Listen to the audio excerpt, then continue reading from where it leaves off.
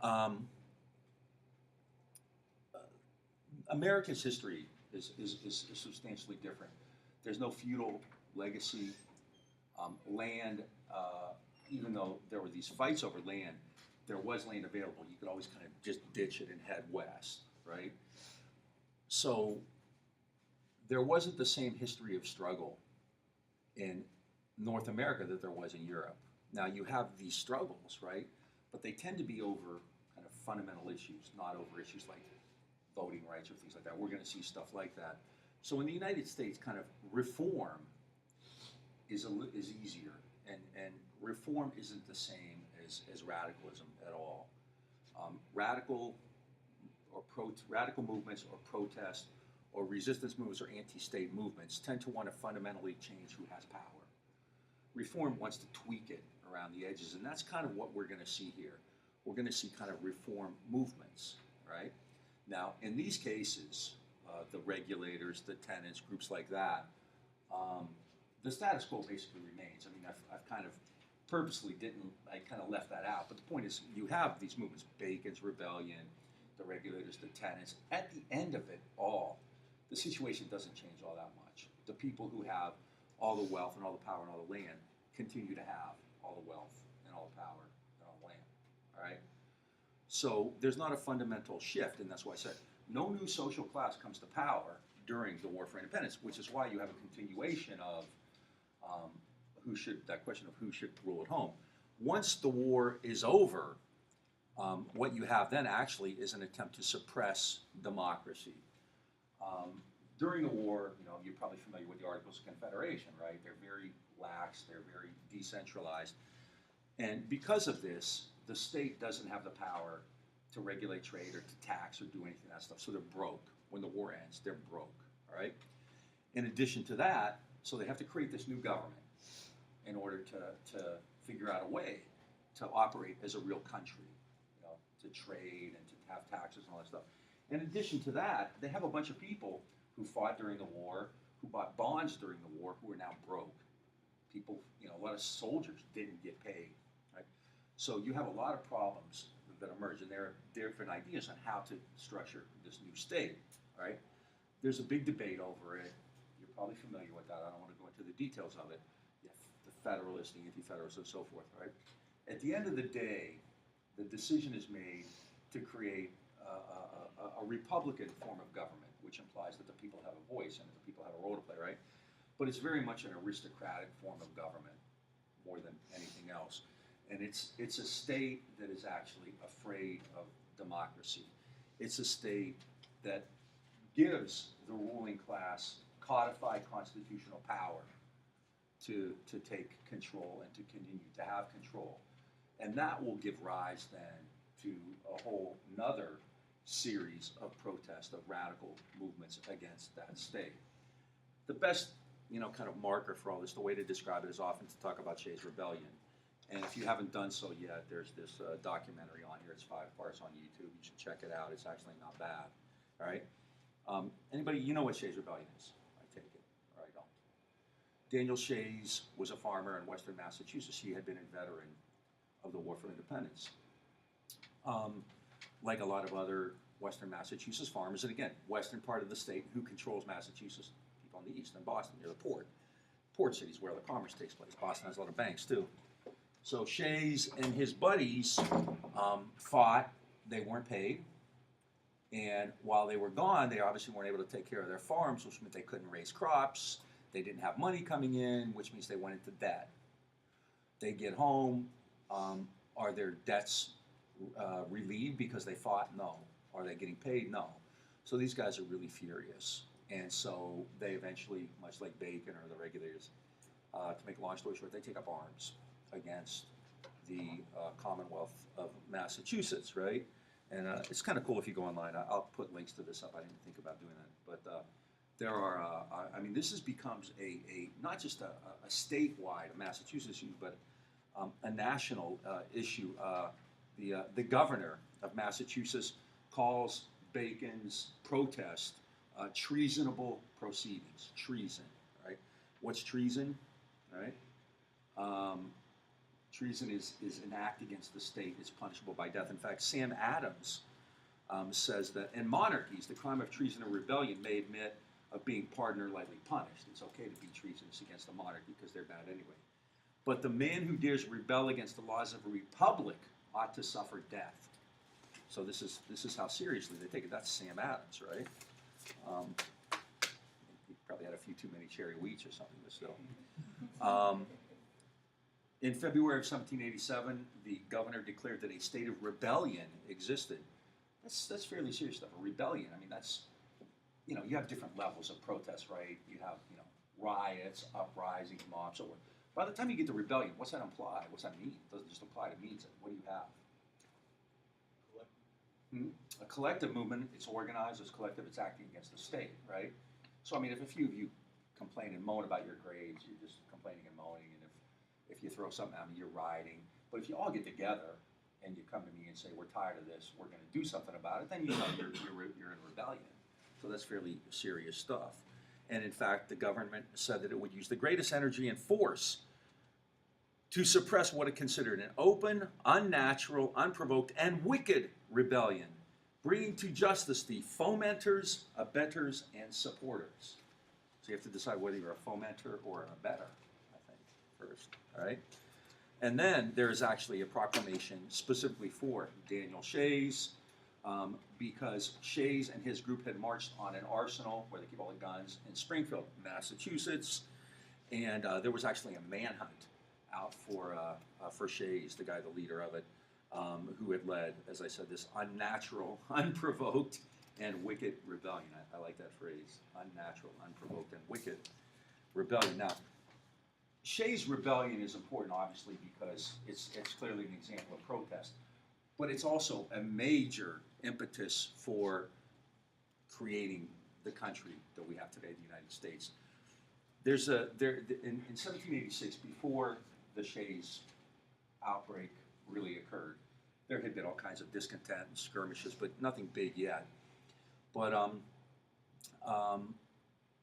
a group of the elite met in Annapolis to talk about, you know, where do we go from here?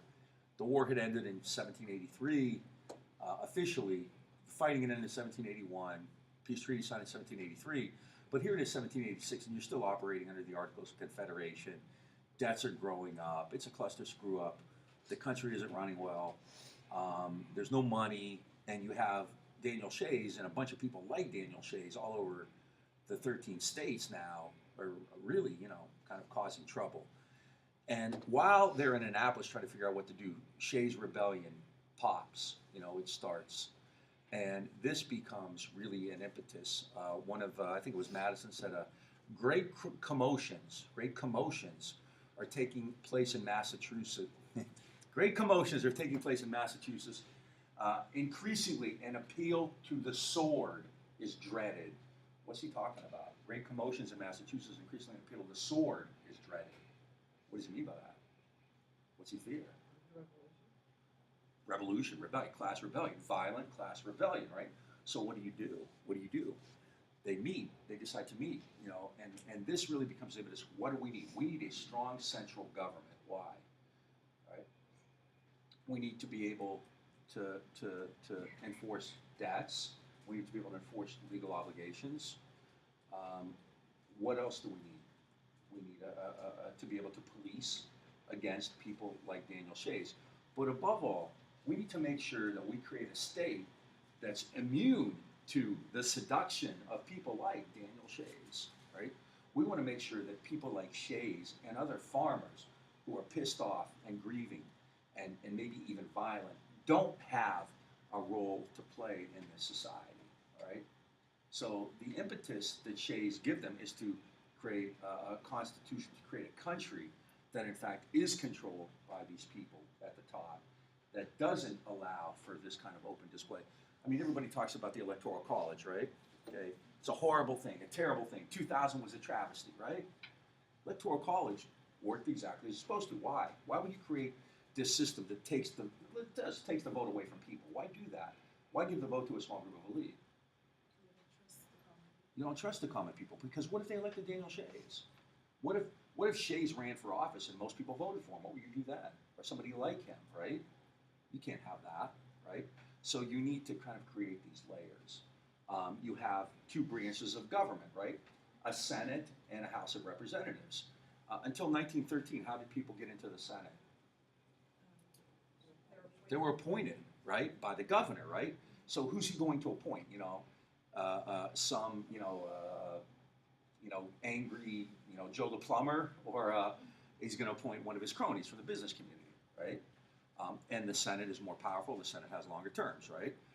All of these things are done not reflexively, but very reflectively. How do we create this system? And the best spokesman for all that was Alexander Hamilton. Hamilton's really a fascinating guy.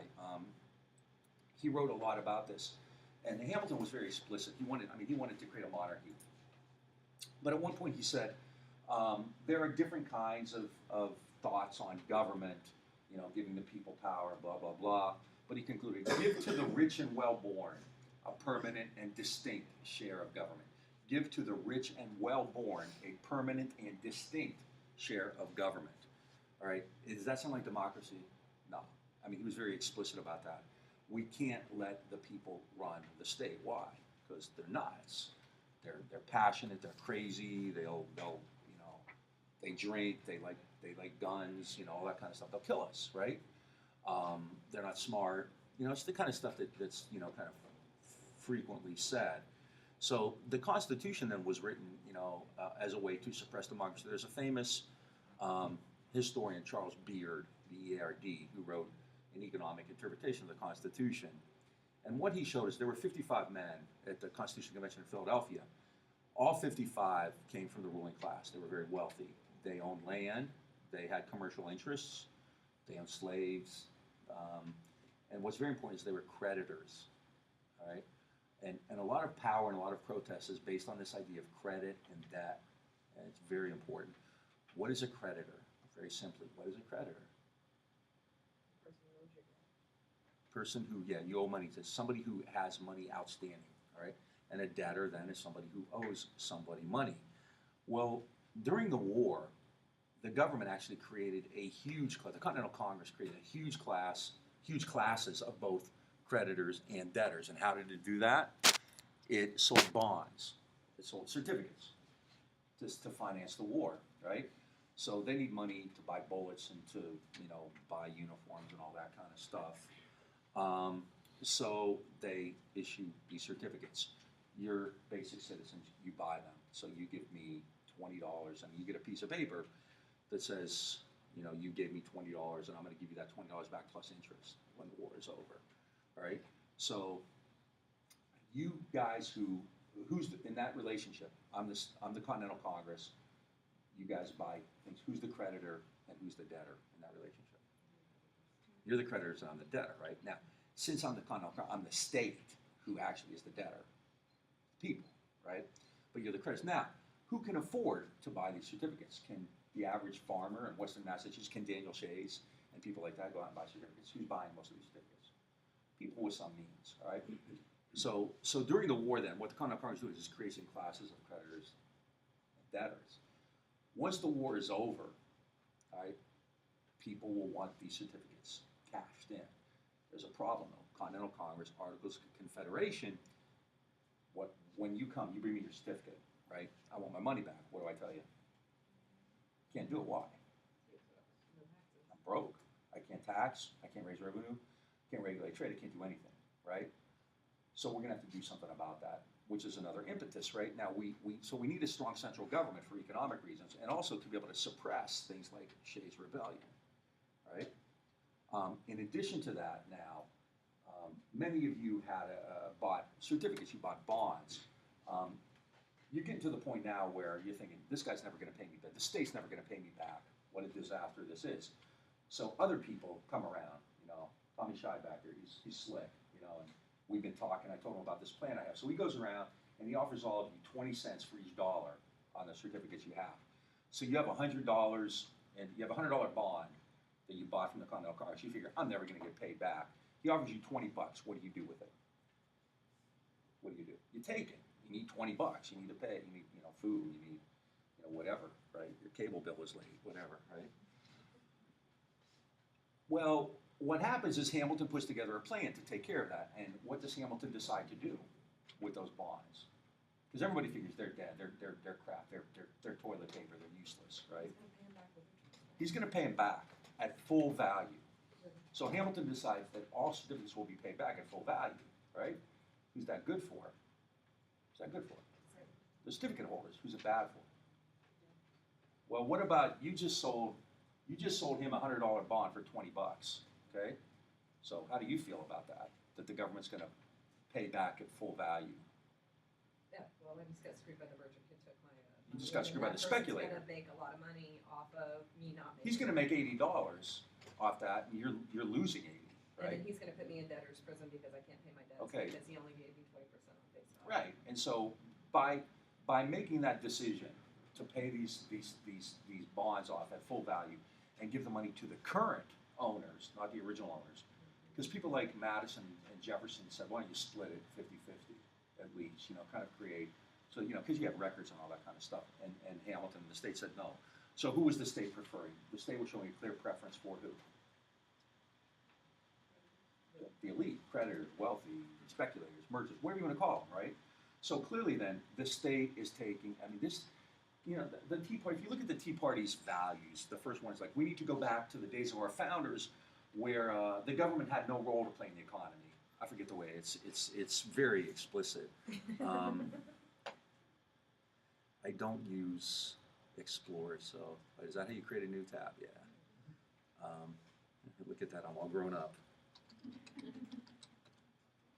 This is just interesting, and I'm not, well, I guess I am kind of making fun of the Tea Party, but the reason I'm doing this is because I think it really does represent a significant portion of Americans who have this.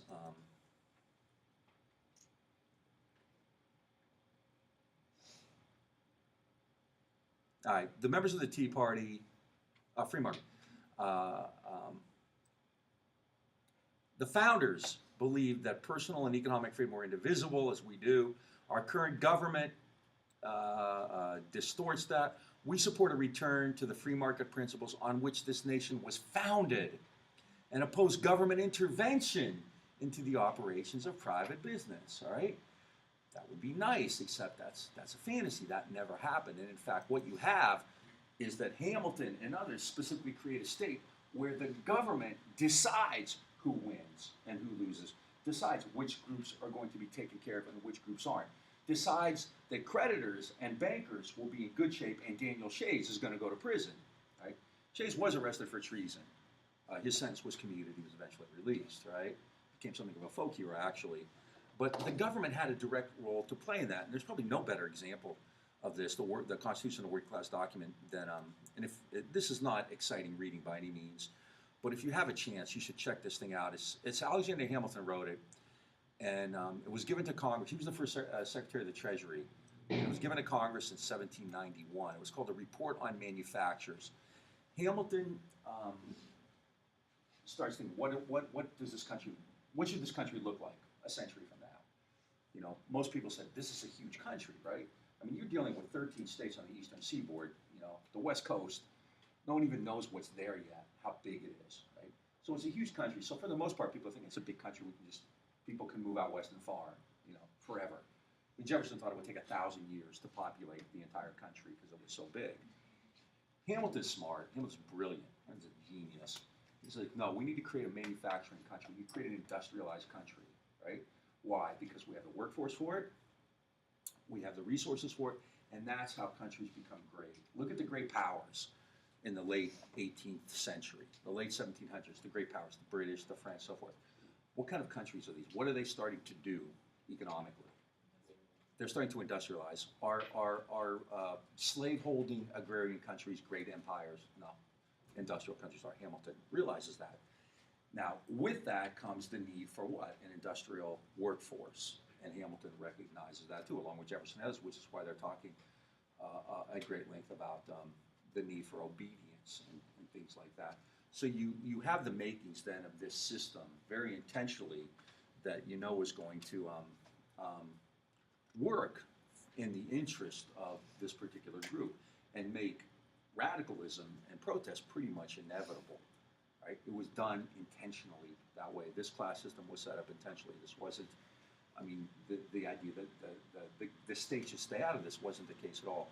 The state had a role to play, not just in promoting commerce and promoting private ownership and private interests, but also in suppressing the active, collective, and often armed resistance of the people.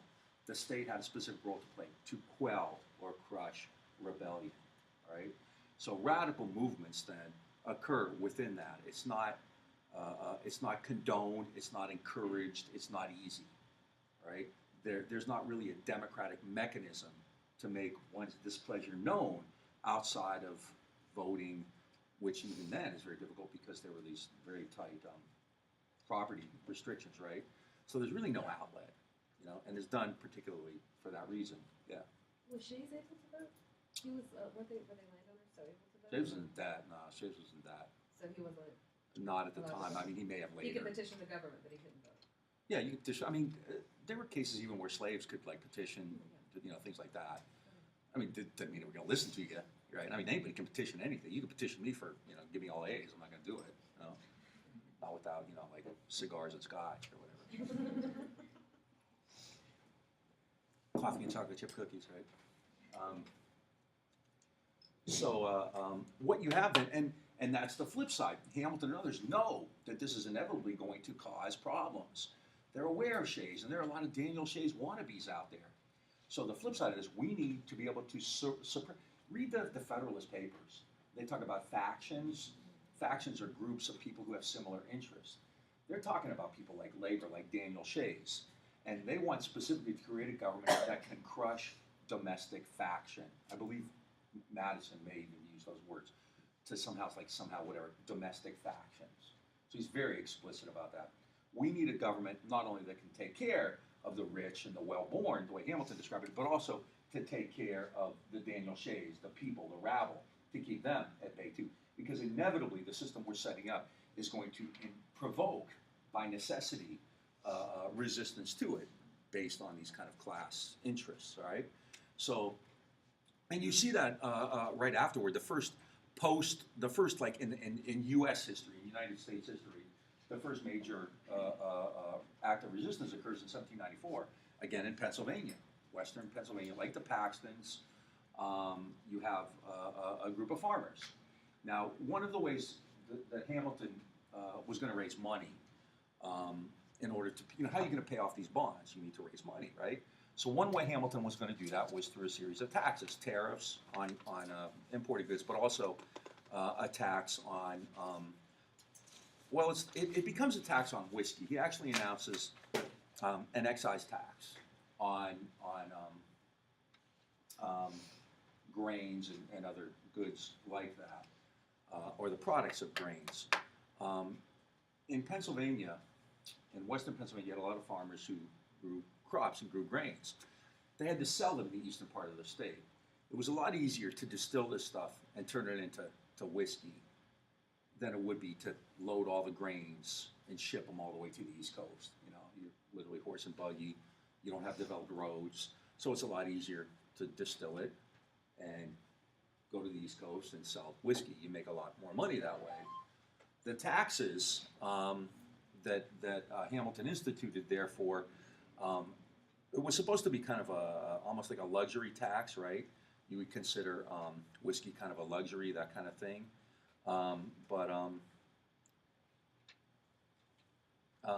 Sorry about that, I forgot to turn my phone off. I always yell at other people and then I'll do it myself. One of my friends calls this a Fisher-Price phone. So. This is supposed to be a luxury tax, right? But the farmers in Pennsylvania are saying, wait a minute, this is a fundamental economic activity. We can't really bring our grains to the East Coast, so we have to sell whiskey. In addition to that, the tax varies according to how much you produce. So for a big producer, it might be something like 6 cents a gallon, but for a smaller producer, it's like 9 cents a gallon. So the tax then directly harms who the most? Smaller farmers in Western Pennsylvania, right? And so what do? They do the same routine, right? They start sending petitions to the legislature asking for the law to be changed and so forth, and that goes nowhere. So what happens? They eventually take action. They start the excise officer, the tax collectors. They tar and feather them. They torture them. They run them out of town. That's pretty commonplace. And eventually, this becomes a large movement that we know as the Whiskey Rebellion. Angry mobs march on the custom collectors' homes.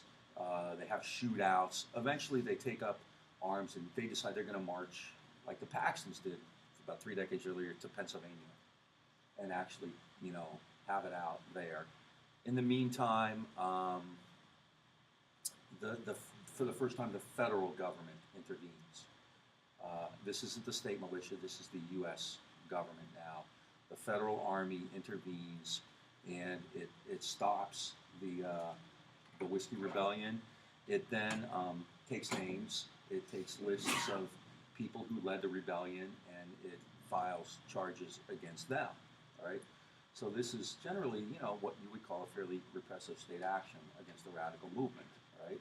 So you see that immediately. Then this is exactly what Hamilton and others were planning for. They needed a state. And that's probably one reason they came down pretty heavy-handed on the Whiskey Rebellion. I forget, they sent well over 10,000 troops to western Pennsylvania for, what is basically a ragtag army of farmers, right? And I think one of the reasons they did that was to send a message that, we're not messing around. We take these things very seriously, and we will stop you, the Whiskey Rebellion, much like Daniel Shay's, in your tracks. We won't let you get away with this stuff. And so you see then, right, in the earliest years, the government is established to prevent these kinds of things from happening, and also to take care of them when they do, right? Anybody have any questions? I've been talking a lot.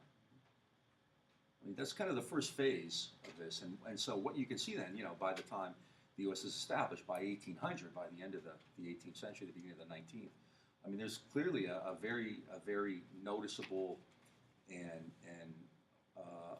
clearly defined history of protest, of radicalism, of attacks on power, but even more, a counter protest. There's a kind of theoretical about it, but the word, what the word hegemony is, right? Hegemony is power, people who have power.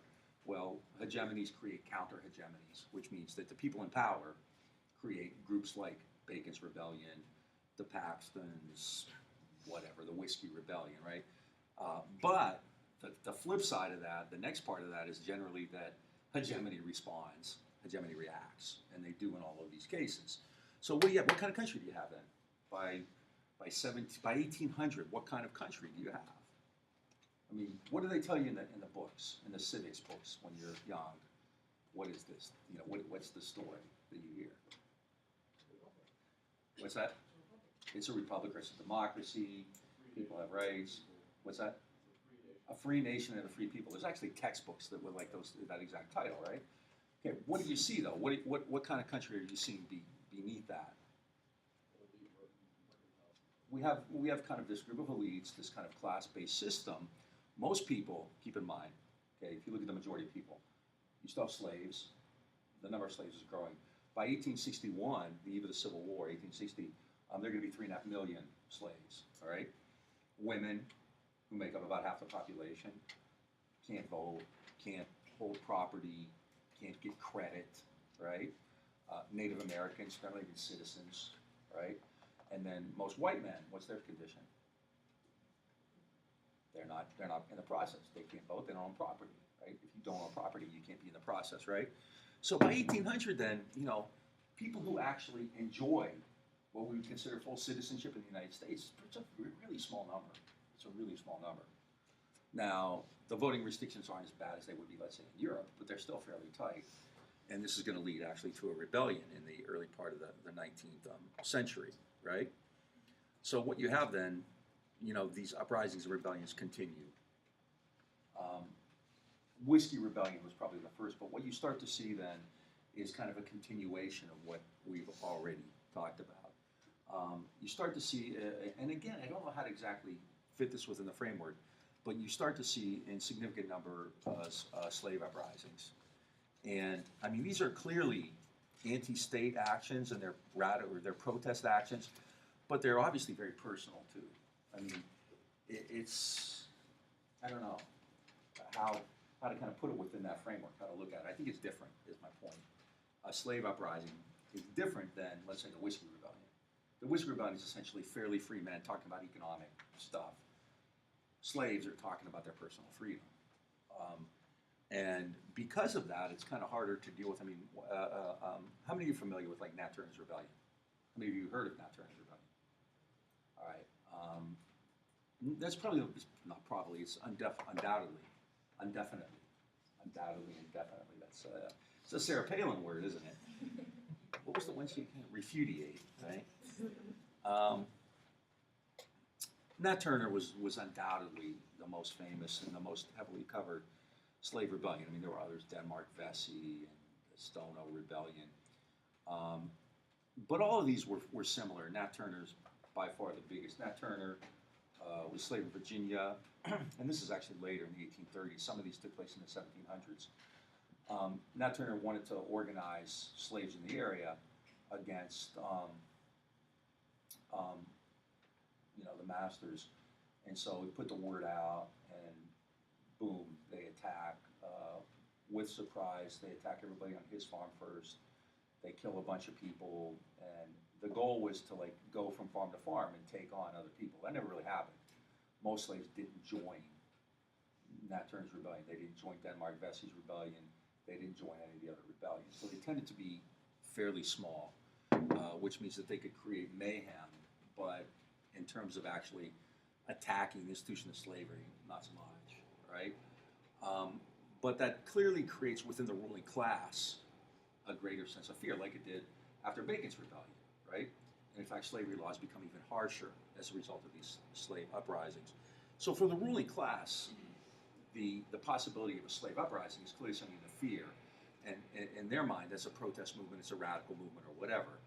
But it's not necessarily a political movement because you're dealing with people who have no political rights, who are literally under the physical control of their masters, I mean, to the point where they're, whipped and lashed and things like that.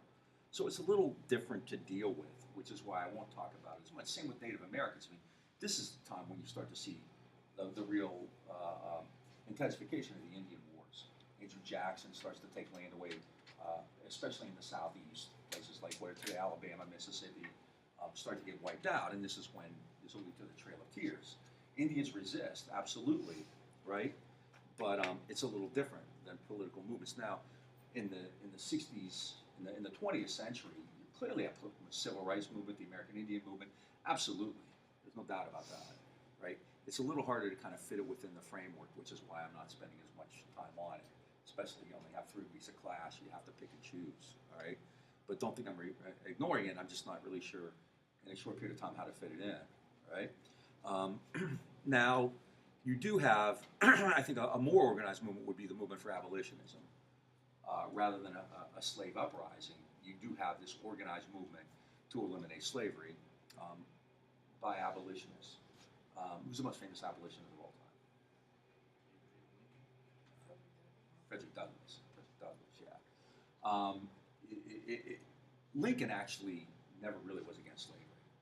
Lincoln didn't want to extend slavery, right?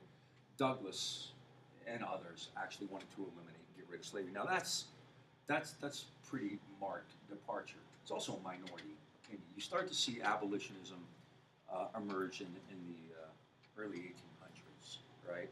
It never represents a majority of Americans. People like Lincoln, who opposed the extension of slavery. He didn't think new states coming in should have slaves.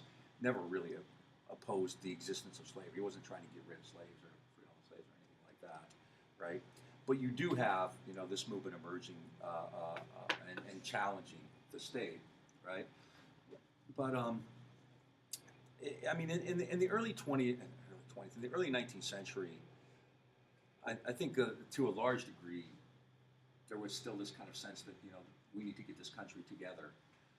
There are a lot of problems. There are sectional crises between the North and South, especially over slavery. there are wars with the French and the British both, the quasi-war and then the War of 1812. There's a lot of stuff going on. Louisiana Purchase. There's a lot of stuff going on. The country isn't on solid economic footing yet. There's still a great deal of development. The state is trying to figure out ways to create a larger economy, to get people to work, to industrialize, things like that, right? But that doesn't mean that the people are so desperate or caught up in themselves that they don't act. And what you do is you continue to have democratic uprisings. The best known was actually something called the Dorr, D-O-R-R, Rebellion. And how many have ever heard of this? Probably not many, right?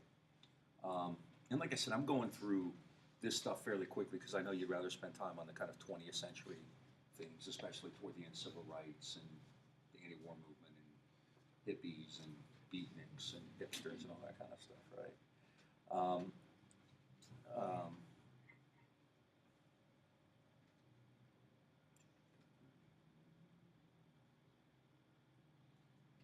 Rhode Island. Kept thinking Vermont, but it's Rhode Island. In Rhode Island, they had very strict laws. The state had very strict laws on who could vote. You had to have a certain amount of properties, and about 12,000 of the people in Rhode Island couldn't vote, and 5,000 could. So what is that? 40% are allowed to vote, and 60% aren't. And yeah, by 1829, 60% of the states, and this is free white men we're talking about. Women, slaves, Indians aren't even brought into the equation. So 60% of the state's white men are not allowed to vote. There's a lawyer named Thomas Dorr, D-O-R-R, and he became the leader of a movement to expand the vote. Now this is happening in Europe, especially at that same time in Europe. There was something called the Charter movement. Anybody heard of the Chartists? Anybody ever take European history? There's a movement, there's a struggle in Europe to get people involved in politics, to give them political rights. And the same thing happening in Rhode Island, the Dorr Rebellion. This is fascinating. I didn't even know about this myself, and allegedly a history professor, right? I didn't even know about this until 7 or 8 years ago. One of my grad students was telling me about it. I didn't even know, right? So Thomas Dorr begins this movement to expand the vote, and thousands of people join this movement. And they go around carrying banners and signs, and they sign petitions. They have their own convention where they write a different constitution. They write a Rhode Island constitution in which everybody's allowed to vote. You don't have to be rich. You don't have to own property to vote, right? And they actually had a vote in the state for the constitution, and 14,000 people voted for it. It doesn't matter. I mean, it's not legal. It's not binding or anything like that. This is all symbolic, right? It would be like me going out and having a vote to name myself the new president of North Korea or something like that. They actually had an unofficial elective. Dorr ran for governor, and of course he won, which didn't mean the governor was going to step aside. And in fact, the governor of Rhode Island goes to the president, who's at the time is John Tyler, and he said, look, these Dorr people are getting out of hand. There could be a rebellion, and Tyler promises that there will be federal troops sent in. So what do you have? You have this specter of people in Rhode Island who are not allowed to vote. Why? Because they don't own property. Not because they're felons or whatever, they can't speak English or whatever. There's no, they don't own property. So you have the specter of these people who are demanding the vote, and the federal government is ready to intervene to crush them because they want to expand democracy. And how do you do that? Well, what are their choices? You can go, I mean, how can you get the state of Rhode Island to change its voting laws? What's one way to do it? You petition the legislature, except the legislature, how do they get there? They get, right, so if you're in the legislature, are you going to change the law to let 14,000 riffraff vote? No, because you're gone then, right? So is that going to work? Am I going to go to you guys and say, would you please change this law so we can vote you out? Are you going to vote for that? Are you going to? No. I mean, this is a problem you have with a lot of liberal reform. Like, we're talking about reform rather than radicalism. This is reform, right? I mean, this is like people who, we want the Supreme Court to pass a new amendment that takes away corporate personhood. Like, they survived. That's how they thrive. That's how they got there. Why would they change the system that they created for their own benefit? So obviously going to the courts or going to the legislature to change the voting laws isn't really gonna do you much good, right? So what you have now is this threat of federal intervention and essentially no outlet. You can't go to the legislature, they're not gonna do anything. So the door people, the reformists, the radicals actually, continue the pressure. They actually have an inaugural, they inaugurate Dorr as governor.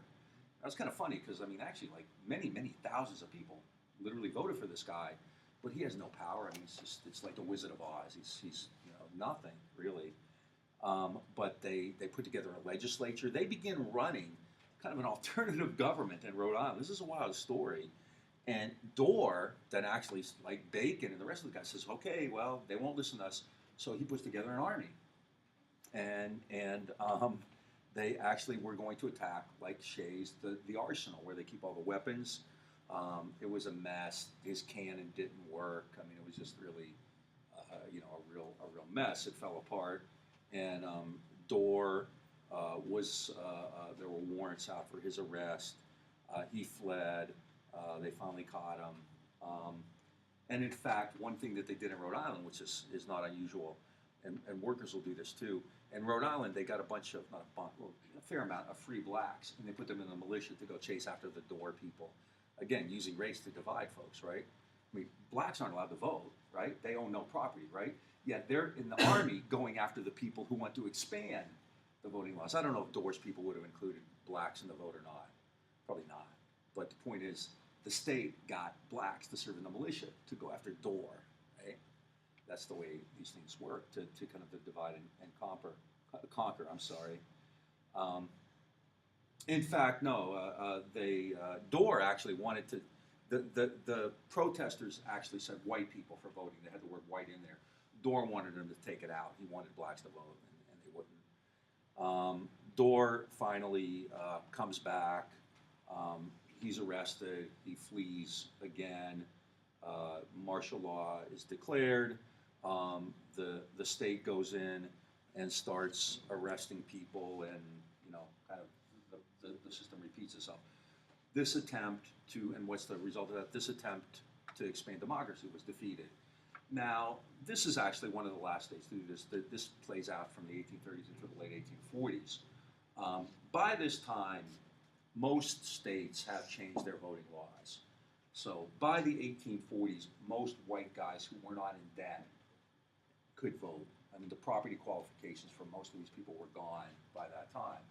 So it was done for the most part without a struggle. But when a struggle ensued, the government was more than willing to come in and take control of it. All right. I wanted to get through this quickly. This kind of takes us up to the Civil War era, and because the second part, I think, is the stuff that happens subsequent to that is far more important.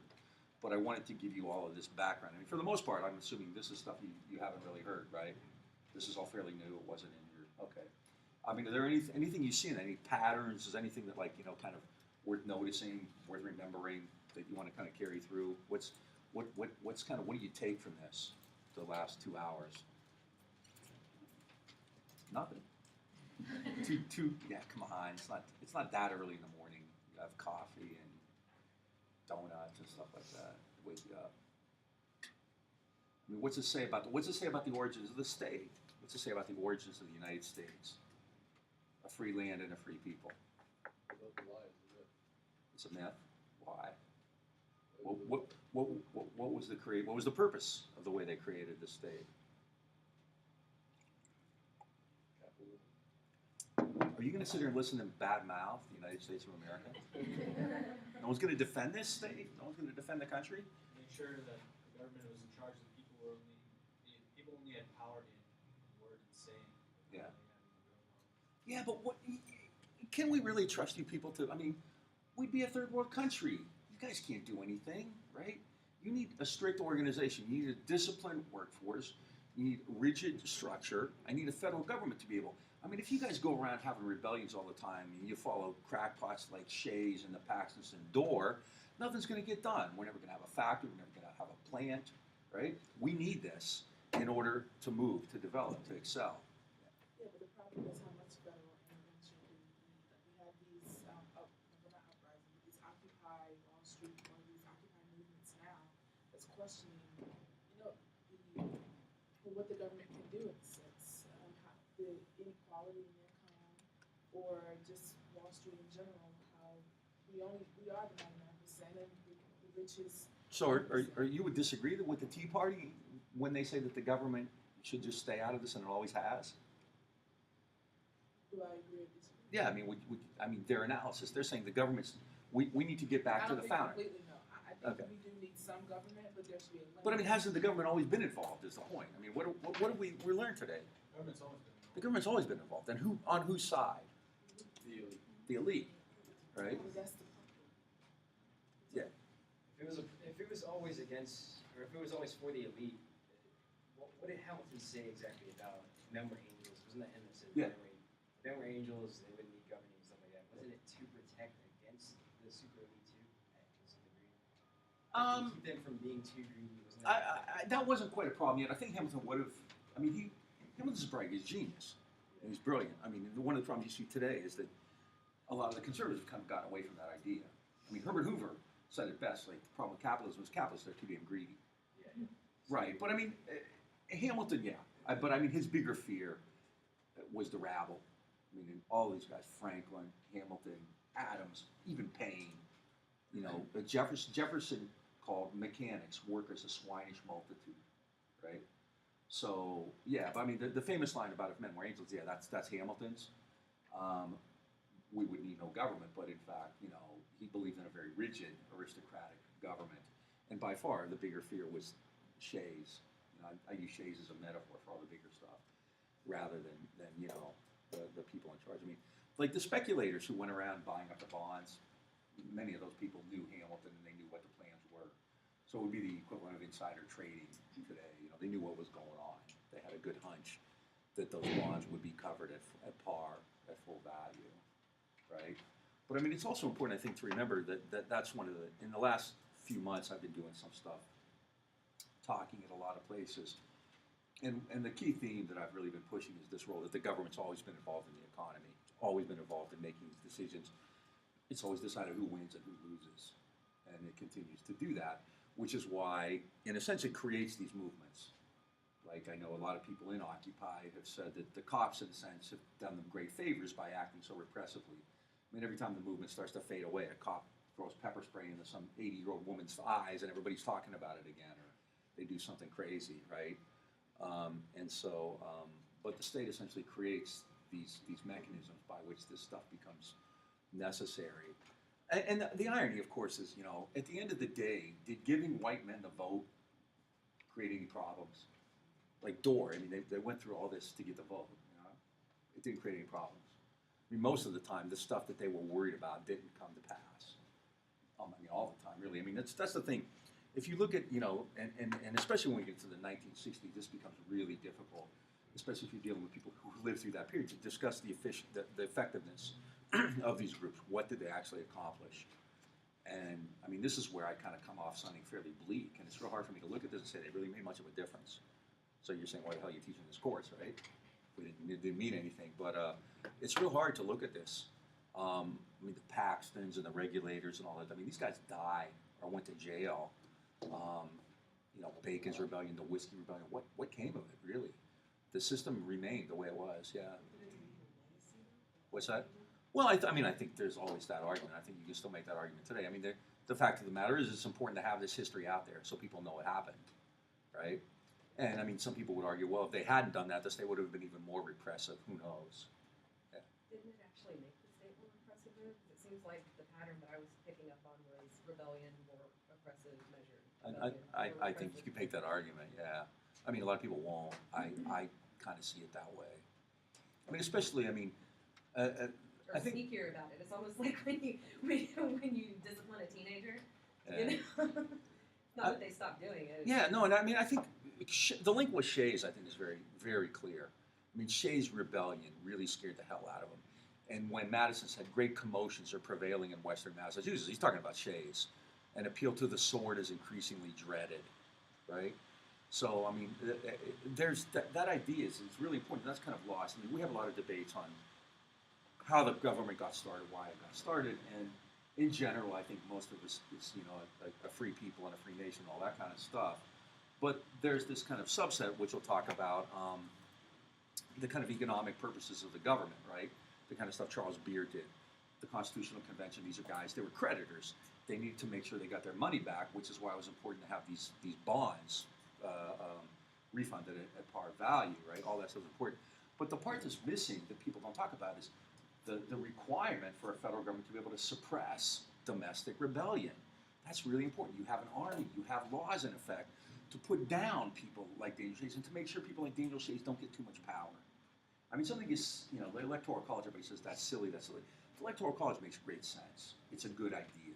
If you have those ideas, if you have those attitudes, if you have that view of the world, you don't want Daniel Shays in charge, then the Electoral College is a great idea, right?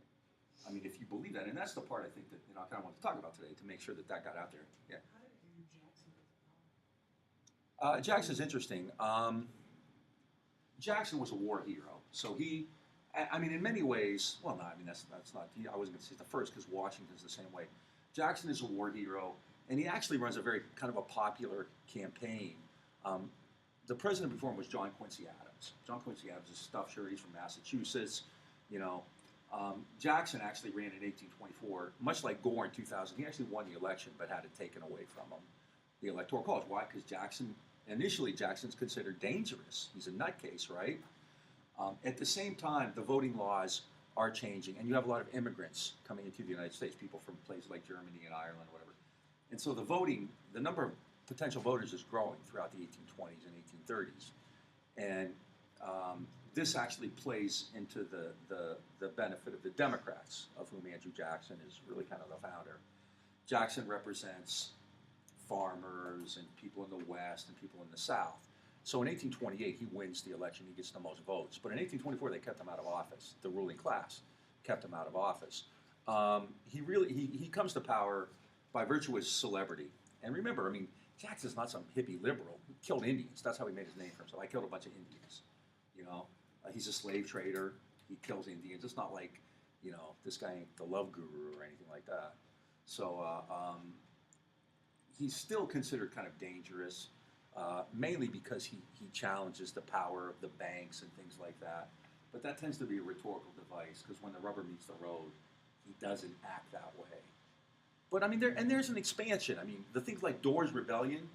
I mean, the fact is that kind of stuff happened in Rhode Island. It didn't happen in most places because it didn't have to. Most states expanded voting rights slowly and progressively. And there's also that's also good as a safety valve to prevent Door. What do? You change the vote. So you give a few more people the vote, and then a few more people. And what they realize over time is it's not going to change the power structure. Giving all these people suffrage didn't change power. They didn't use that vote to overturn the system and put themselves in power. And they couldn't. There were just too many restrictions otherwise.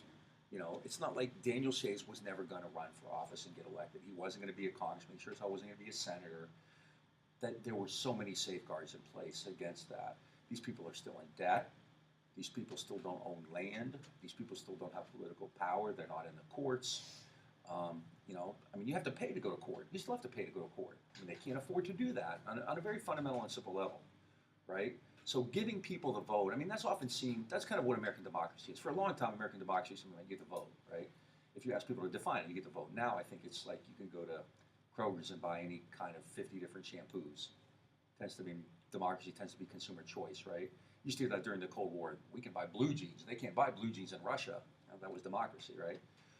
You can buy any kind of, 2,000 beers, and they can't do that in, North Korea, right? But for a long time, it was just a vote. We have a right to vote. And what they found out was that didn't change anything. The right to vote, yeah, sure, we can let people vote because it's not going to change anything. I mean, you found that in the South after the Voting Rights Act, right? I mean, African Americans throughout the South can vote now legally, right? I mean, and there are still measures taken. Clearly, Texas's law. I mean, a lot of these states are taking measures to try to suppress voter turnout, but still, it's not that difficult. I mean, the level of voter fraud in the U.S. is really low, very, very, very, very low compared to most places all over the world. Very low. It's not a problem here. So people can vote. Would you say the South is progressive on racial issues in 2011? Nah, right? So has giving African Americans the vote fundamentally changed the South? Yeah, to some degree, sure. It doesn't look anything like it did in 1954. Of course not. That'd be insane to suggest it does.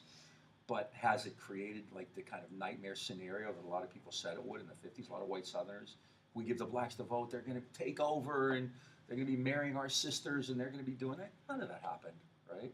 So that alarming, hysterical fear never came to pass. So, I mean, that's the other thing too. A lot of this stuff, like these reforms, you can let them have because they're not going to change things. So you need to kind of decide, you know, okay, we can let you have this much, but when you go overboard, when you want like this fundamentally restructuring, like the tenants and the taxes, we're talking about things like taxes and land ownership. No way. That's not negotiable, right? The vote, yeah, we can let you vote. Why not? Women voted, right? Did that change anything in 1920? No, women voted the way men voted, right? So it doesn't mean that. But the one thing I think is really important that I wanted to stress is the role that government plays in creating laws and creating conditions to suppress the ability of the people to speak out. You have a First Amendment, and what you'll find out, especially in the 20th century, is that the rights that you think you have under the First Amendment are consistently restricted. To the point, I don't know if you followed did anybody see the debate last week over the National Defense Authorization Act? Anybody familiar with that at all? Well, there's a provision in it now that provides for that gives the president the right to detain not just foreign people considered, you know, like being out about Americans, and you can be detained without charges being filed against you indefinitely, right? I mean, they could come in here and take one of you away for being a dirty hippie or something like that, right?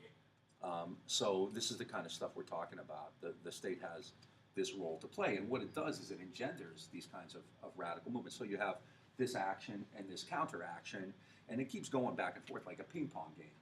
You know, my own view of it, which is somewhat pessimistic or discouraging, is that the state continues to win and push these rights further and further away, right?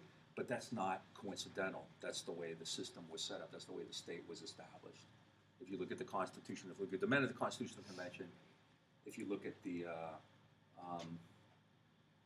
you know, just the kind of way that the whole thing was structured, you know, it makes sense. It makes sense. The other thing I forgot to say at the very beginning, if you haven't done so, could you sign up for the Facebook page that I have for this class? I'm going to use that as a way to keep in touch with you. The other way I'll do it is, have you been getting my emails through the PeopleSoft system? Anybody not gotten them? Okay, I'll do it through that too, because I want to add some stuff. Like I said, this is prelim. I've been slower than usual. There's some stuff on here, video. I'm going to add to it, like the video of the Great Uprising. It's really poor quality, but you know you can watch it anyway. I have a bunch of. Another problem I'm having is that I have some really great YouTube stuff, but they're FLVs, and they won't play. The UH web system won't let you attach FLVs, so I'm going to have to either figure out a way to convert them. I think I could do MPEGs, or else I'm going to have to try to find the originals back on YouTube. One of the things I'm really glad I did is when YouTube came out, I actually saved these things rather than just save the links, because so much of this stuff is gone now, you know, copyright and things like that. So I have a ton of stuff that would really be cool. But the problem is I can't get it up here yet. So I have to figure out a way to do that. But anybody have any questions? All right, be here tomorrow. Start reading that Bread and Roses book. It's not hard to read. It's kind of a good story, all right? And be here tomorrow. We're going to have a couple speakers in here tomorrow as well, so come with good questions, all right? And if you have any questions, you can hit me up on Facebook or email me, and we'll see you.